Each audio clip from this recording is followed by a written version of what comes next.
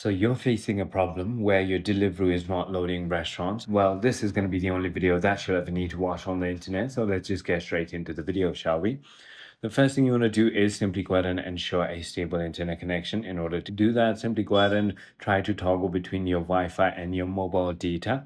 If that is not the case, then make sure that your VPN is always turned off and try to toggle on and off your airplane mode just to give it that quick refresh. When you simply go ahead and do so, and if that still doesn't fix your problem, you might have to check if there are any updates available with Deliveroo. Open your App Store or Play Store and search for Deliveroo.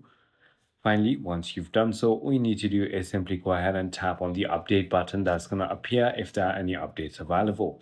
If none of it works, you have no other options but to uninstall and reinstall the application. I hope this video clarifies everything for you. If you have further more queries, feel free to comment down below and I'll see you on the next one.